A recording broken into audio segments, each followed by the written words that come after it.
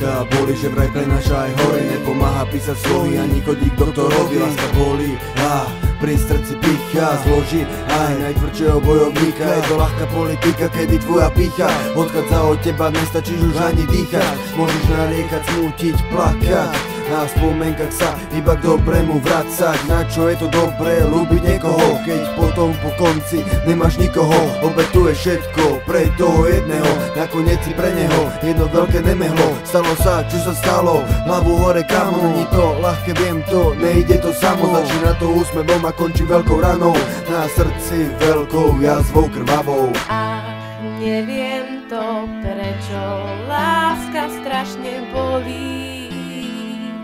Ach, neviem to. Na začiatku je všetko dobré, preto nikto nemá rád konce. Zo žiaľu každý chce, slabým povahám kúte na pore vence. A čo je dobrý koniec, tak to nevie asi nik. Tak ja nechcem vzťah, ktorý ako Titanic klesí na dno.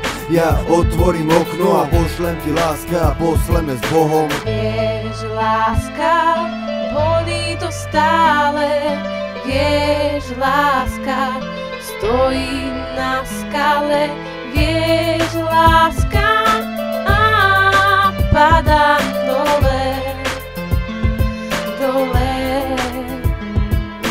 Veľa mladých kvôli nej si život zobere, iní si snažia dať aspoň trochu nádeje. Zažil to už každý, mi nepovedžené. Nehovor, že si nikdy nemal srdce zlomené. Všetko, čo sme zažili, bolo vážne pekné. Ostaneme kamoši, tak to je perfektné. Tento výrok počul asi každý jeden z vás.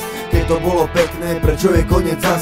Všetko bolo super, keď ste sa vyhýbali nude. Neprišiel žiadny super, všetko dobre bude. Milión zažitkov a krásnych chvíľ.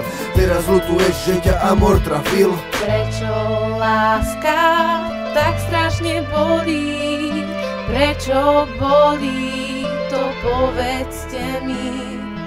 Ach, neviem to, prečo láska strašne bolí. Ach, neviem to. Stávaš sa otrokom, máš zlomené srdce. Na svet hľadíš okom, ktoré je plačúce. Slov tisíce, ale nebež ich povedať. Na svete už není nikto, koho môžeš tak milovať. Je to blbosť, neklam sám seba. Na okolí je určite ďalšia osoba, ktorá po tebe tuží ako žaba po kaluži. No tak hlavu hore, všetky ženy, všetci muži.